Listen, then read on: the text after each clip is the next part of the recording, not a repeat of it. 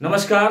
खेत खजाना में आपका स्वागत है। आज मार्च की 16 तारीख है और दिन है शनिवार।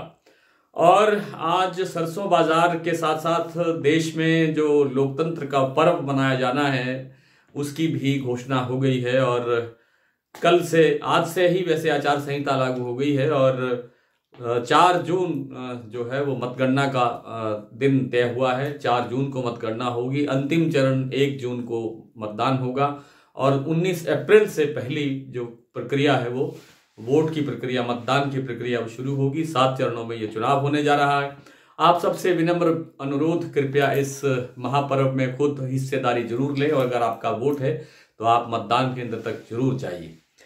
तो बात करते हैं सरसों बाजार की। तो सरसों बाजार में जैसा मैंने निवेदन किया था कि जैसे जैसे इसका आवक का दबाव बढ़ेगा सरसों में गिरावट आएगी। और पिछले 2 दिनों के अंदर आप कह सकते हैं कि सरसों के अंदर भरतपुर मंडी का जो भाव है वो करीब करीब 125-150 रुपए तक डाउन हो चुका है। आज जयपुर का भाव भी 25 रुपए कमजोर हुआ है, लेकिन प्लांटों के अंदर फिर आज 100 रुपए से अधिक की गिरावट दर्ज हो गई है क्योंकि आवक बढ़कर के 14.5 लाख बोरी तक पहुंच गई है। मैंने आपसे कई दिन पहले निवेदन किया था कि 15 मार्च आते आते ये आवकें जो है वो 13-14 लाख तक पहुंच सकती हैं और वही हो रहा है। 14.5 लाख बोरी की आवक अब चल रही है। इस आवक में अभी रुकावट आने की या कमी आने की संभावना कम है। बाजार में सरसों की आवक बढ़ेगी और आवक बढ़ने से कुछ दबाव और आएगा। सरसों तेल का जो आज का भाव है वो लगभग 105 रुपए किलो के आसपास है।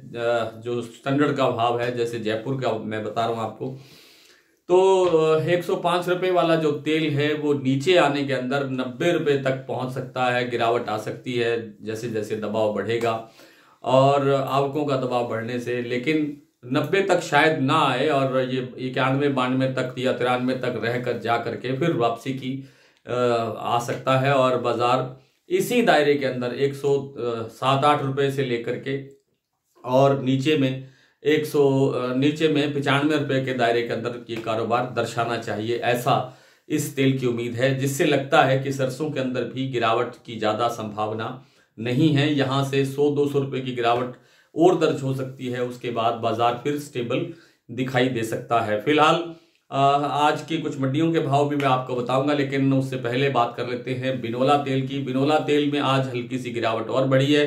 कुछ बाजारों में बाजार स्टेबल है, जैसे गुजरात का कड़ी राजकोट भाव 5-5 रुपए प्रति 10 किलो कमजोर हुआ है। हरियाणा का मार्केट, पंजाब का मार्केट पूरी तरह स्टेबल है। कुछ और मंडियों में भी स्टेबिलिटी है, लेकिन कुछ मंडियों में गिरावट आई है। लेकिन इस तेल के अंदर मंदा नहीं है। इस तेल के अंदर थोड़ा और सुधार, गुंजाइश है, तेजी आने की संभावना बनी हुई है। मूंगफली तेल फिलहाल राजकोट का जो भाव है वो 1475 से 1500 के बीच में चल रहा है, लेकिन इसमें भी मंदे की संभावना नहीं है। बाजार अभी और बढ़ेगा। जिस कारण से सोया और पाम तेल के अंदर तेजी चल रही है वो कारण अभी भी बरकरार है।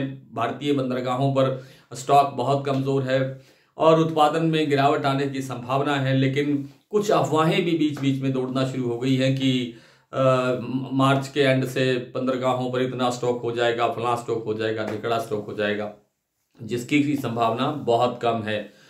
और सबसे ज्यादा आज गंभीर विषय वो ये है कि जो बिनोला खल का जो मामला पूरे देश में चल रहा है और देश के कुछ खास हिस्सों में, जैसे मध्य प्रदेश में, जैसे गुजरात में, कुछ राज्यों में ऐसा है जैसे जहां पर मिलावटी खल का बहुत बड़े स्तर पर कारोबार हो रहा है।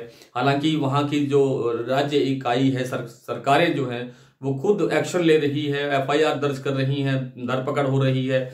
मिलावटी जो खल बनाने वाले लोग हैं उन पर कार्रवाई करने की जो है वो प्रक्रिया चल रही है। लेकिन जो बना करके इसको बेच रहे हैं बाजार में, उनको उन बेजुबान पशुओं के बारे में सोचना चाहिए जो बोल करके कुछ नहीं बता सकते, और वो उसको जैसा उसके सामने रख दिया जाएगा वैसा वो उसको ग्रहण करेंगे भोजन के रूप में। लेकिन आप याद रखें कि उससे, उस पशु से मिलने वाले दूध से आपके बाल बच्चे विकसित होते हैं और उनका लालन पालन होता है। तो आप कैसी खल खिला करके आप उनके साथ अन्याय कर रहे हैं। न केवल उनके साथ अन्याय कर रहे हैं, आप अपने बच्चों के साथ भी अन्याय कर रहे हैं।